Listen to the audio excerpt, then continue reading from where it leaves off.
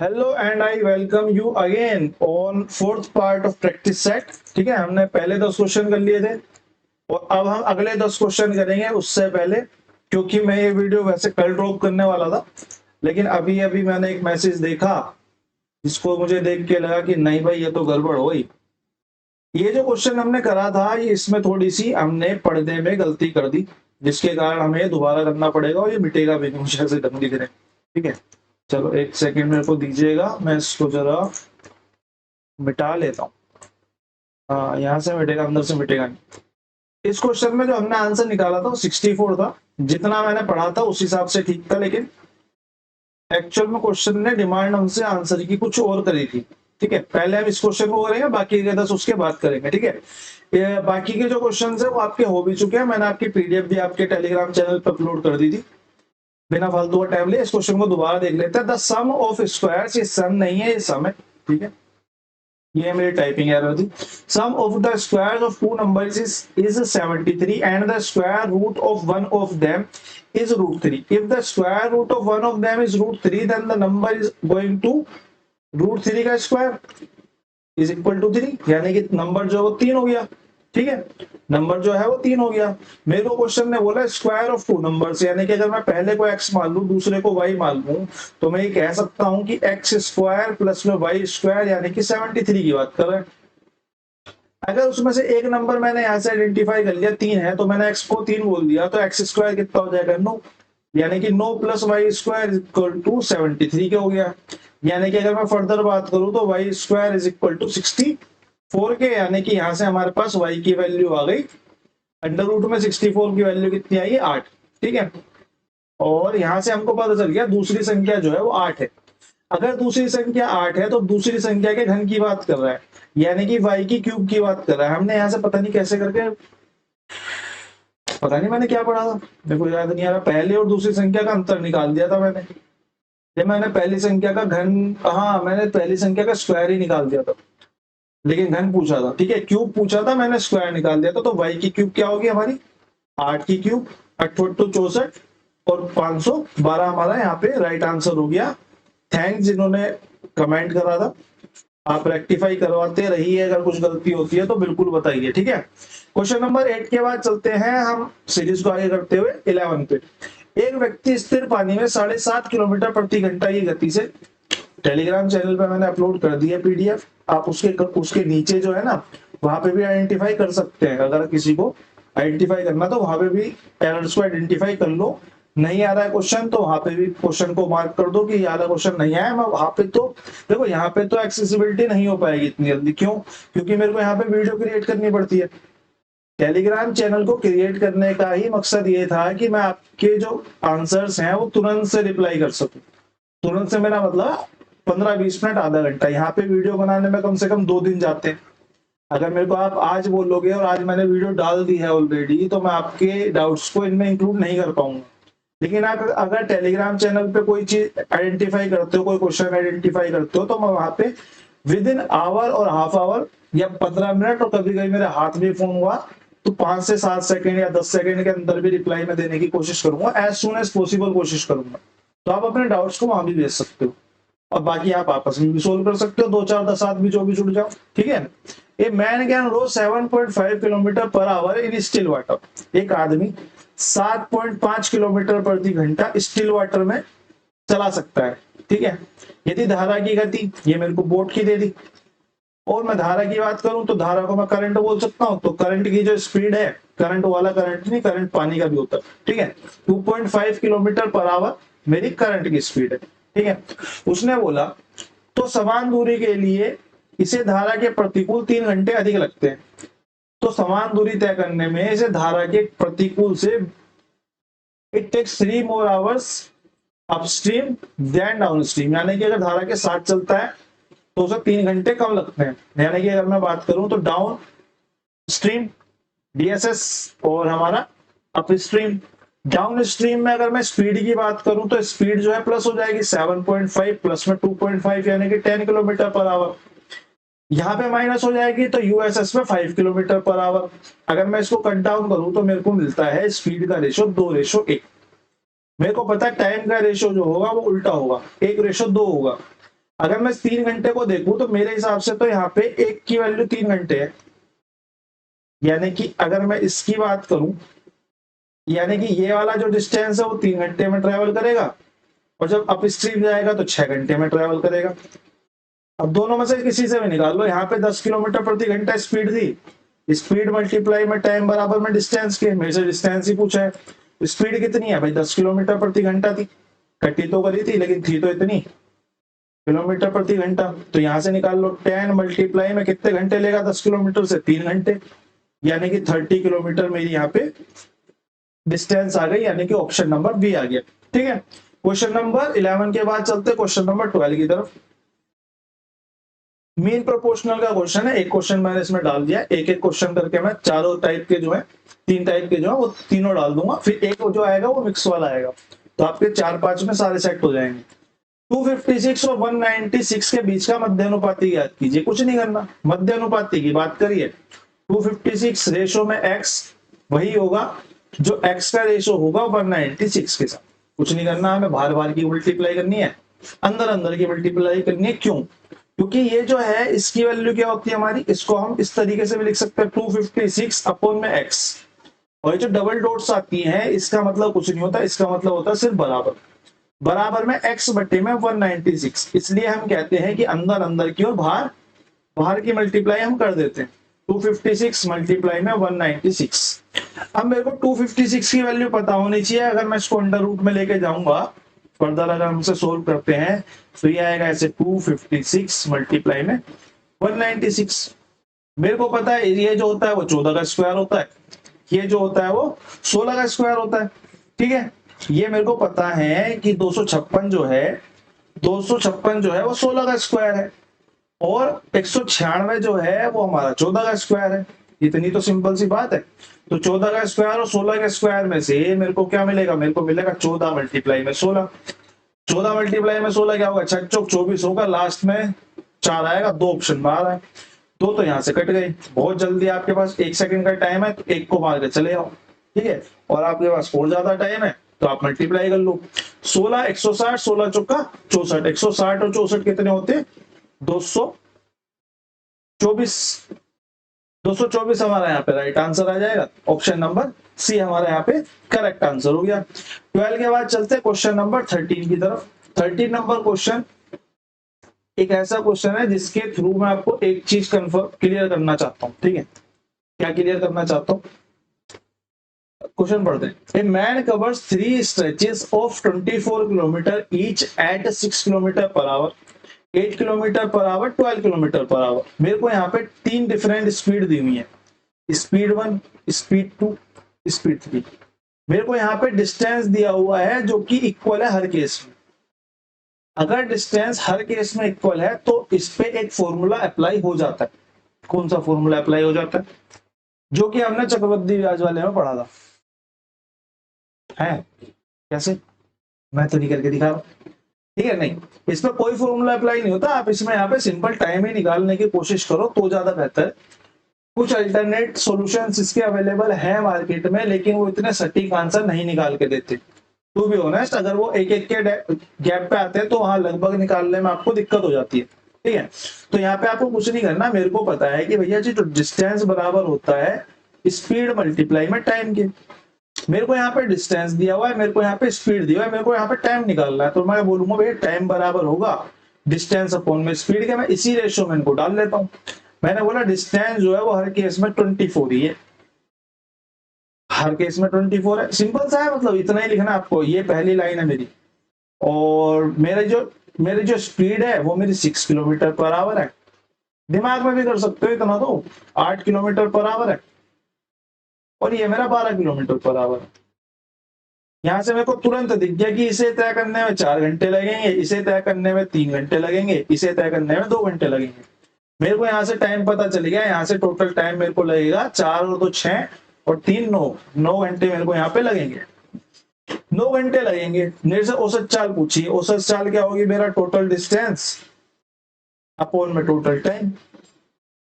अब total distance तो मेरे को पता है, सारा डिस्टेंस जो है 24 है और 3 बार 24 चलेगा, और टोटल टाइम कितना है मैंने अभी भी निकाला 9 घंटे। मैंने इसको काटना स्टार्ट करा तो 3 से 3 3 9 3 7 21, 3 8 24, यानी कि 8 किलोमीटर पर आवर मेरा यहाँ पे राइट आंसर आ गया ऑप्शन नंबर ए। ठीक है, इसके कोई शॉर्ट ट्रिक पे मत जाना। अगर ये 2 वाला होता तो 2 वाले तो हमें पता है 2xy प्लस बटे में x प्लस वाई से हो जाता, लेकिन 3 वाले ना गड़बड़ हो जाती है। ठीक है, इसके बाद चलते हैं क्वेश्चन नंबर 13 के बाद क्वेश्चन नंबर 14 की तरफ। क्वेश्चन नंबर 14 हमारा क्या है, if rupees 12,000 becomes 12,600 in years time, एक साल के अंदर 600 रुपए की बढ़ोतरी होगी। ये देखते मेरे को यहाँ पे ये दिख गया कि 600 की बढ़ोतरी होगी। हाउ मच 18,000 रुपए become at the end of 7 year at the same rate of simple interest. ठीक है, 18,000 रुपए कितने हो जाएंगे 7 साल के अंदर सेम रेट पर सिंपल इंटरेस्ट से, कंपाउंड नहीं बोला, कुछ नहीं बोला। ठीक है, तो मेरे को यहां से दिखाई दिया कि 600 बढ़ गए एक साल के अंदर। भाई मेरे को ये वाला फॉर्मूला मेरे दिमाग में इतना ज्यादा सेट होना चाहिए, sorry P into R into T upon में 100 इज इक्वल टू इंटरेस्ट की। मेरे को जैसे ही इनमें से 3 चीजें दिखाई दें मैं तुरंत उठा के ऊपर नीचे रख के इनका काम खत्म करूँ। मेरे को यहाँ से इंटरेस्ट दिखाई दे गया तो मेरा प्रिंसिपल, रेट और टाइम तीनों नीचे आएंगे, मेरे को ये पता है। मेरे को यहाँ से पता चल रहा है कि 1 साल की बात कर रहा है। प्रिंसिपल मेरे को पहली लाइन के पहले शब्द में 12,000 बोल दिया। रेट मेरे को निकालनी है, रेट तो मेरे को निकालनी है, टाइम मेरे पास है, प्रिंसिपल मैंने दे दिया। तो यहां से मेरा क्या निकल के आएगा, यहां से मेरा रेट निकल के आएगा। मेरे पास रेट टाइम है और मल्टीप्लाई में ऊपर सो जाएगा। मेरे पास यहाँ पे इंटरेस्ट है, मेरे पास यहाँ पे टाइम है, मेरे पास यहाँ पे प्रिंसिपल है। ये मेरे दिमाग में रचा बसा होना चाहिए कि मेरे को कुछ भी दे दे, अगर मेरे को बस सामने इंटरेस्ट रखना है, बाकी चीजें सब नीचे आएंगे और ऊपर 100 मल्टीप्लाई में जाएगा ही जाएगा। 3 जीरो से मैं ये 3 जीरो कट कर लेता हूँ, 12 से कट हो जाएगा तो ये आएगा 5% एनुअल रेट। 5% एनुअल रेट आते ही मेरे को ये पता चल जाना चाहिए कि 7 साल में 5% के हिसाब से 18,000 रुपए पर सिंपल इंटरेस्ट काउंट करने को कह रहा है। ये मेरे दिमाग में तुरंत घर कर जाना चाहिए। और इसने कितने रुपए हो जाएगा, तो इसने मेरे से अमाउंट पूछा है, निकाल लेते हैं। 7 पंजे 35, 18 180 मल्टीप्लाई में 35 और या मैं बोल दूं इसे 70, इसे बोल दूं मैं 2 से 90 और 9 सत्ते 63 6300 मेरा यहाँ पे इंटरेस्ट आ गया। ये मेरा इंटरेस्ट आया है। अमाउंट निकालने के लिए मैं क्या करूंगा, 18,000 प्लस में 6300 यानी कि 24,300 रुपए मेरा यहाँ पे राइट आंसर आ जाएगा। ऑप्शन नंबर सी हमारा यहाँ पे करेक्ट आंसर हो जाएगा। ठीक है, इसके बाद हम चलते हैं क्वेश्चन नंबर 15 की तरफ। 2 पाइप ए और बी एक साथ एक टंकी को 15 घंटे में भर सकते हैं। ठीक है, ये थोड़ा अच्छा क्वेश्चन है, आपकी कॉपी में नोट डाउन करने लायक क्वेश्चन ये है। ठीक है, 2 pipes A and B together can fill a cistern in 15 hours. Had they been opened separately, then B would have taken 40 more hours than to fill the system. ठीक है, B को जो है वो ज्यादा टाइम लगता है 40 घंटे, किससे A से। सबसे पहले मैं ये लिख लेता हूँ, मैंने बोल दिया इस क्वेश्चन में हमको X ही मानना पड़ेगा, इसका कोई और अल्टरनेटिव मेरी नजर में तो नहीं है, किसी की में हो सकता है, मेरी नजर में नहीं। ठीक है, अगर A को X लगते हैं तो B को इससे 40 घंटे ज्यादा, यानी कि B X प्लस में 40 हो गया। सिंपल सा है, कोई दिक्कत नहीं है।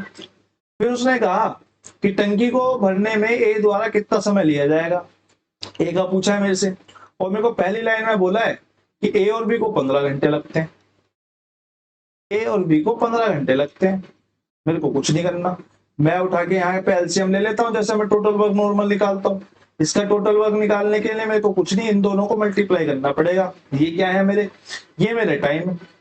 टाइम को अगर मैं दोनों को मल्टीप्लाई कर दूंगा तो मेरे को यहाँ से टोटल वर्क मिलेगा x और x प्लस में 40। इसका काम कितना हो जाएगा, इसका काम हो जाएगा x प्लस में 40, इसका काम कितना हो जाएगा, इसका हो जाएगा x। ठीक है, इतनी बात समझ में आ गई, कोई दिक्कत नहीं है। ठीक है, कोई दिक्कत। अब मेरे को बोला कि a और b जो दोनों हैं वो 15 घंटे में काम को पूरा करते हैं। मैंने बोले ऐसे कैसे कर देंगे, टोटल वर्क तो मेरा x और x प्लस में 40 है, और A और B तो कुल मिला के x प्लस 40 और x काम कर रहे हैं, यानी कि x प्लस 40 काम कर रहे हैं। इनको कैसे 15 घंटे लग सकते हैं, ऐसे लग सकते हैं। बस इक्वेशन बन गई हमारी। इस वाली इक्वेशन से हमको ये वाली इक्वेशन फाइंड हो गई। जैसी ये वाली इक्वेशन फाइंड हुई, मैंने अपना काम करना चालू करा। मैंने बोला भैया ये तो आ गया एक्स स्क्वायर प्लस में 40x इज इक्वल टू 15 दूनी 30x प्लस में 15 चौका 60 यानी कि 600। आगे मैंने और फर्दर सोल्व करा तो चीजों को इधर लेके चले गए तो मेरे को मिल गया एक्स स्क्वायर प्लस में 10x माइनस में 600 इज इक्वल टू 0।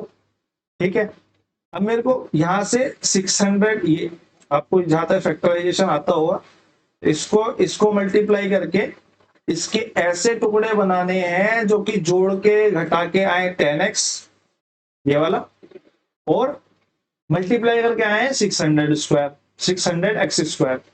तो मैं इसको क्या बोल सकता हूं, मैं इसको 30 और 20 बोल सकता हूं। तो मैंने बोला 30x और 20x ऐसे टुकड़े हैं जिनको अगर मैं मल्टीप्लाई करूंगा तो 600x स्क्वायर आएगा और प्लस माइनस करूंगा तो 10x स्क्वायर आएगा, सॉरी 10x आएगा। ठीक है, तो मैंने बस इन दोनों को रख दिया, यहाँ पे लिख लेते हैं, आगे फर्दर को कर लेते हैं आगे। ठीक है, तो ये आ गया एक्स स्क्वायर प्लस में 30x माइनस में 20x और माइनस में 600 इज इक्वल टू 0। अब मेरे को इन दोनों में से कुछ कॉमन लेना है, इन दोनों में से कुछ कॉमन लेना है। मैंने x उठाया क्योंकि पहले में x कॉमन आ रहा है, x प्लस में 30 बचा। मेरे को यहीं से दिख के पता चल गया कि 30 तो आंसर हो ही नहीं वाला, क्योंकि प्लस का 30 आएगा तो बाहर जाके दूसरी तरफ में जाके माइनस का हो जाएगा। तो मैंने इसको यहीं से लगा दिया, लेकिन आपके समझाने के लिए मैं बता देता हूं एक बार। मैंने लिया माइनस का 20 बाहर, अंदर क्या रह गया x प्लस में 30 इज इक्वल टू 0। ठीक बात है, यहां से मेरे को क्या मिला, यहां से मेरे को 2 मिले। अब मैंने इसको कॉमन ले लिया, x प्लस में 30 तो यहां से कॉमन आ गया। अगला जो बचा हमारा, ये जो चीज बची ये मल्टीप्लीकेशन में और बच गई, x माइनस में 20 इज इक्वल टू 0। मैं अगर इसको इधर लेके चला जाऊं पहली बार में तो मेरा यहां से आ जाता है x बराबर में प्लस का 20। दूसरी बार में जब मैं इसको लेके जाऊंगा तो मेरा x बराबर में आएगा माइनस का 30। और आपकी जो क्या है, ये आपकी जो वर्ग है, वर्ग माइनस में नहीं हो सकता, तो ये हमारा आंसर नहीं हो सकता। इसलिए हमारा ऑप्शन नंबर 1 जो है वो करेक्ट आंसर हो जाएगा। आई होप आप लोग समझ पाए होंगे। ठीक है, नहीं समझ पाए हो तो टेलीग्राम का कमेंट सेक्शन ओपन है, ऑडियो के साथ डाल दूंगा। ठीक है ना, सॉल्यूशन दोबारा करके। क्वेश्चन नंबर 15 के बाद चलते हैं क्वेश्चन नंबर 16 पे। क्वेश्चन नंबर 16 हमसे क्या कह रहा है, बहुत अच्छा क्वेश्चन। ठीक है, क्योंकि रेस वाले क्वेश्चन डीएसएसबी के कम पेपरों में आते हैं, तो पेपर को वो हार्ड बना देते हैं जो स्पेसिफिकली डीएसएसबी की तैयारी कर रहे हैं। जो एसएससी की तैयारी से डीएसएसबी की तरफ को मुड़ा उसके लिए तो कोई दिक्कत नहीं, उसने तो करा ही होगा। लेकिन जो सिर्फ एसएससी के डीएसएसबी की तैयारी कर रहे हैं उनके लिए थोड़ा सा ना मामला हार्ड हो जाता है। तो क्वेश्चन पढ़ लेते हैं। Rakesh runs 4/3 times as fast as Mukesh. यानी कि राकेश क्या है, राकेश मुकेश के मुकाबले 4/3 गुना तेजी से दौड़ता है। यानी कि राकेश की वैल्यू कितनी हो गई 3, मुकेश की वैल्यू हो गई 4। ठीक है, मुकेश से 4 गुना तेज बोला है ना, मुकेश से। ये इक्वेशन ऐसे बनेगी 4/3 इज इक्वल टू राकेश के, तो मुकेश 3 और राकेश 4 हो जाएगा।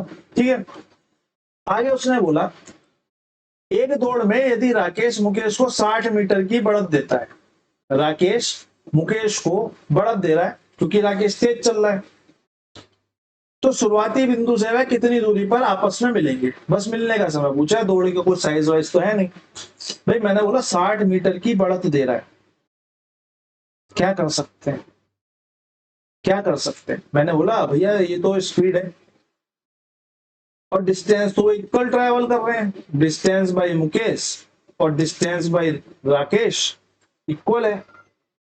अगर डिस्टेंस बराबर है और स्पीड दी हुई है तो यही मेरा स्पीड का जो रेशो है वही मेरा डिस्टेंस का रेशो हो जाएगा, वही मेरा डिस्टेंस का रेशो हो जाएगा।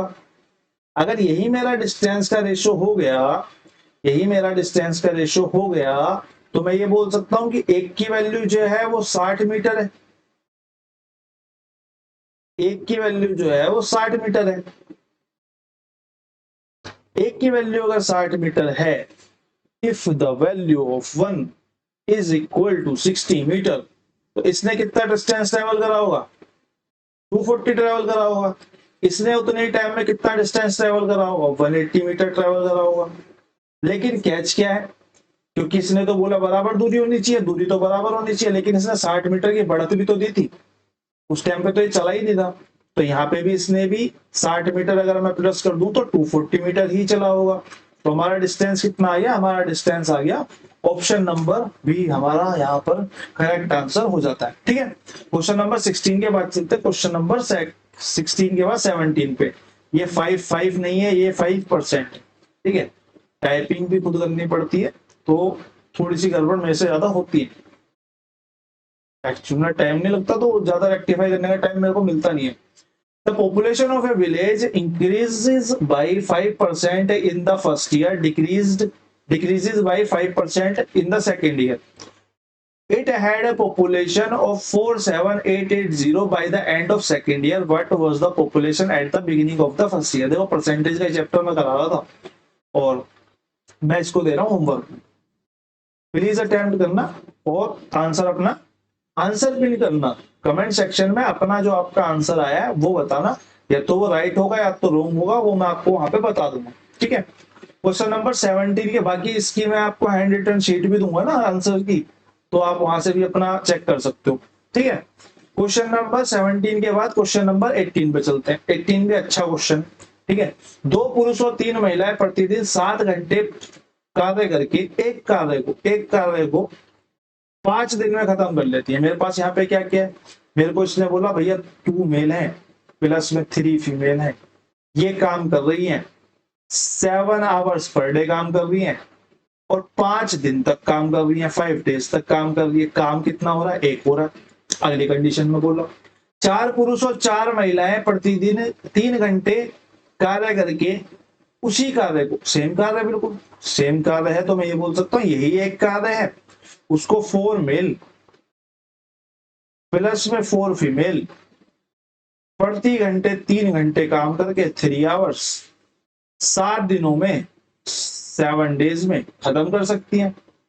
तो मेरे को यहाँ पे दिखाई दिया कि 2 इक्वेशन जो है वो आपस में एक दूसरे के बराबर है, तो मैंने बराबर है तो मैंने काटना स्टार्ट करा। मैंने बोला आवर से, तो आवर कट गया। अब मैंने इस बीच वाले को हटा दिया इसमें से। ठीक है, ये दोनों इक्वेशन आपस में बराबर कर दिए। मैं इसको मिटा ही देता हूँ। ठीक है, आपके नोट्स में ऐसा नहीं मिलेगा तो जो सीधे नोट्स पढ़ रहे हैं उनके लिए थोड़ी गड़बड़ हो जाएगी।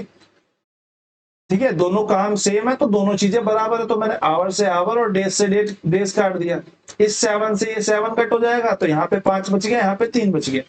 तो यहाँ पे क्या हो गया, यहाँ पे हो गया 10 मेल्स प्लस में 15 फीमेल्स इज इक्वल टू 4 दिया 12 मेल प्लस में 4 दिया 12 फीमेल के हो गए। अब फीमेल फीमेल एक तरफ ले आते हैं, मेल मेल एक तरफ ले आते हैं। एक काम करते हैं 10 मेल इधर ले आते हैं, 12 फीमेल इधर ले आते हैं। ठीक है, तो मेरे को यहाँ से क्या मिलेगा, मेरे को यहाँ से मिलेगा 2 male is equal to 3 female के, यानी कि मेल अपॉन में फीमेल की अगर एफिशिएंसी की मैं बात करूं तो वो कितनी हो जाएगी, 3/2 हो जाएगी। यहां से मेरे को एफिशिएंसी मिल गई। यहां से मेरे को एफिशिएंसी मिल गई तो मैं ये कह सकता हूं कि टोटल वर्क क्या होगा, मैं दोनों इक्वेशन में से किसी में भी डालूंगा तो मेरा टोटल वर्क निकल के आ जाएगा। मेरा टोटल वर्क निकल के आ जाएगा 2 मेल प्लस में 3 female multiply by 7 hour multiply by 5 days. ठीक है, यहाँ पे मैं फर्दर वैल्यूज डाल देता हूँ मेल और फीमेल की। मेल की डालूंगा तो 3 दूनी 6 हो जाएगा और फीमेल की डालूंगा तो 3 दूनी 6 यानी कि 12 आएगा। 12 पंजे 60 और 6 सत्ते 42 यानी कि 420। डी और एच आपको लिखना है तो लिख लो, नहीं तो कोई फायदा नहीं, वो कट जाएंगे आपस में। ठीक है, 420 मेरा यहाँ पे टोटल वर्क आ गया। टोटल वर्क मेरा कितना आ गया, 420 आ गया। अब उसने पूछा केवल 7 मेल कट क्यों जाएंगे, मैं आपको ही बता देता हूँ। 7 मेल 4 घंटे 4 आवर्स काम करके उसे कितने दिन में करेंगे, कितने दिन में करेंगे, कितने काम को, 420 काम को। मेल की वैल्यू मेरे को पता है, यहाँ पे एच और डी थे, एच और डी यहाँ से कैंसिल आउट हो जाते। ठीक है, तो मेरे को मेल की वैल्यू कितनी पता है, मेल की वैल्यू 3 पता है। 7 या 21 दूनी 42 20 और 4 से इसको काटेंगे तो डेज कितना आ जाएगा, 5 डेज हमारा यहाँ पे राइट आंसर हो जाएगा। ऑप्शन नंबर डी हमारा यहाँ पे करेक्ट आंसर हो जाएगा। ठीक है, आई होप आप लोगों को क्वेश्चन पसंद आया होगा। एक लाइक, एक शेयर और कमेंट आपकी मर्जी। ठीक है, मर्जी है, वो सब कुछ मर्जी है आपकी। क्वेश्चन नंबर 19 पे चलते हैं। क्वेश्चन नंबर 19 दिखने में बहुत खतरनाक है लेकिन एक्चुअल में नहीं, क्योंकि दिखने में खतरनाक है इसलिए मैंने डाला है। एक निश्चित राशि ए को 6 वर्षों के लिए 8% प्रति वर्ष की साधारण ब्याज पर उधार दिया जाता है। दूसरी राशि बी को 4 वर्षों के लिए 10% प्रति वर्ष की राशि पर उधार दिया जाता है। ए और बी का इसने अनुपात भी दे दिया। मूलधन की राशि का अनुपात उससे संबंधित समय अवधि के बाद कितना हो जाएगा। मूलधन नहीं है ये, मूलधन नहीं है ये, राशि का अनुपात होगा। ठीक है, थोड़ा सा इंग्लिश में देख लिया और अमाउंट्स का पूछा है। ठीक है, अमाउंट का जो रेशो है, अमाउंट ऑफ ए रेशो में अमाउंट ऑफ बी की बात कर रहे हैं। ठीक है, ये इसकी बात करें। मैंने बोला पहली राशि जो है वो 5 है। ए और बी का जो रेशो है, ए और बी, इसको ऐसे लिख लो, 5 और 4 का है। मैंने बोला अपनी मर्जी से मैं 2 जीरो टिका देता हूं, मैं अपनी मर्जी से 2 जीरो टिका देता हूं। मैंने बोला 6 वर्षों के लिए दिया गया 8% प्रति वर्ष के हिसाब से, मतलब कि 8 6 48% तो यहाँ पे ब्याज ही मिल गया और 100% वो अपने आप था। यानी कि अगर मैं अमाउंट का रेशो निकालना चाहता हूं तो मैं सीधा निकाल सकता हूं कि 500 मल्टीप्लाई में 140, 8 6 48, 148% निकाल दो इसका। इसके रेशो की बात कर रहा है कि 400 को क्या दिया इसने, 4 वर्षों के लिए 10% से, यानी कि 10% अगर प्रतिवर्ष मिल रहा है, 10% अगर प्रतिवर्ष मिल रहा है तो 4 साल में 40% मिल जाएगा। 40% मिल जाएगा यानी कि राशि जो है वो 140% हो जाएगी। बटे में 100 डाल दो, ये तो आपस में कट गए। अमाउंट्स का रेशो पूछा था, ये 2 जीरो से ये 2 जीरो कैंसिल हो गई। ये 5 से 5 दूनी 10 और 5 अट्ठे 40, 28 से कटेगा। 28 से लग तो नहीं रहा, लेकिन हाँ 4 से कटेगा। 4 सत्ते 28 और 4 दूनी 8, 4 तिया 12 और 4 सत्ते 28, यानी कि रेशो कितना आ जाएगा 37 रेशो में 7 ये और 4 ये, यानी कि 28, 36 रेशो में 28 हमारा यहाँ पे राइट आंसर हो जाएगा। सिंपल सा क्वेश्चन था, देखने में बड़ा भयंकर लग रहा था। ठीक है, इसलिए डाला था। क्वेश्चन नंबर 20 सेकेंड लास्ट ये हमारा था। लास्ट हमारा ये है, इसे और कंप्लीट कर लेते हैं और ये क्लास आपकी अपलोड हो जाएगी 6:30 तक में भी। तो आज का आपका प्रैक्टिस सेट कंप्लीट हो जाएगा। ठीक है, a single person takes 8 minutes to type a page. एक आदमी जो है कितने मिनट ले रहा है, वो 8 मिनट ले रहा है एक पेज को टाइप करने में। मेरे को इतनी इंफॉर्मेशन उसने दे दी। यदि अपराह्न 1 बजे से 2 बजे तक 1 PM to 2 PM की बात कर रहा है, इसके बीच में 1710 पन्ने टाइप हुए तो कितने व्यक्ति को नियुक्त करना पड़ेगा। बड़ी खतरनाक बात है भाई। एक व्यक्ति 8 मिनट में एक पन्ना टाइप कर रहा है और मेरे पास टाइम कितना है, मेरे पास टाइम तो 1 आवर का है।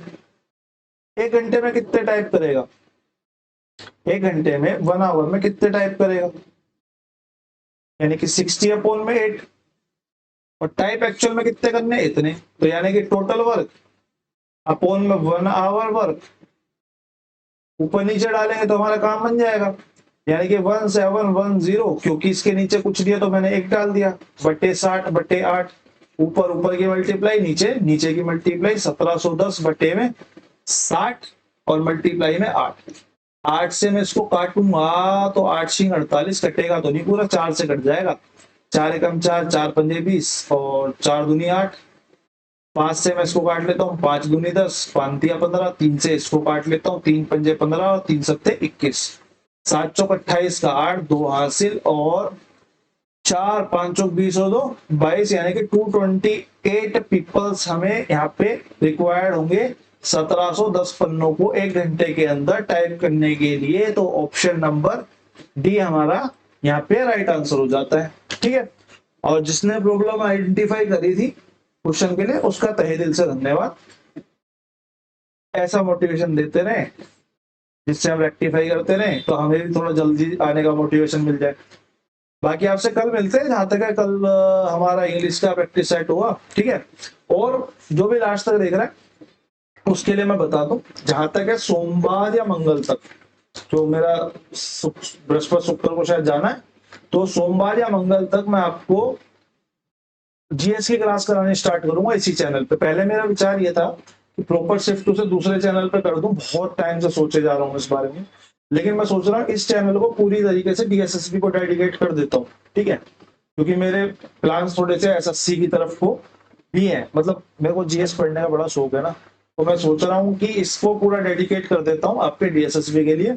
इंग्लिश हुआ, आपकी मैथ हुई और आपकी जीएस हुई, तीनों के आपको प्रैक्टिस सेट टाइप में आपको मिल जाएंगे। जीएस का मैं आपको प्रीवियस ईयर पेपर नहीं कराऊंगा, मतलब प्रीवियस ईयर पेपर ही कराऊंगा जो करंट में आए, लेकिन प्रीवियस ईयर बोल के नहीं कराऊंगा। उसमें से सिर्फ वो क्वेश्चन लूंगा जिनसे आपको आगे बेनिफिट हो सकता है। जैसे कि करंट अफेयर का क्वेश्चन जो 4 महीने पहले आया है, वो आउटडेटेड हो गया, वो नहीं आएगा। कोई मिसाइल लॉन्च हुई थी, वो आ चुकी है, वो 4 महीने बाद वो बिल्कुल सेम रिपीट होने के बहुत कम चांस है। 10-15-20 दिन के बाद पेपर होता तो आपके रिपीट होने के चांस होते, तो मैं उनको ड्रॉप करके आपके जो मेन जो ऐसे क्वेश्चंस हैं जो आपके आते ही आते हैं, जो बनेंगे ही आगे भी, आगे 10 साल बाद भी वो क्वेश्चन बनेगा, उस टाइप के क्वेश्चंस कवर करेंगे। और ये पीडीएफ में आपको रेक्टिफाई करके, अभी जो क्वेश्चन रेक्टिफाई हुआ है उसके बाद मैं आपको डाल देता हूँ, ठीक है। बाकी हम मिलते हैं कल, जहां तक इंग्लिश के प्रैक्टिस सेट के साथ, और कंटिन्यू रखते हैं, ठीक है। धन्यवाद।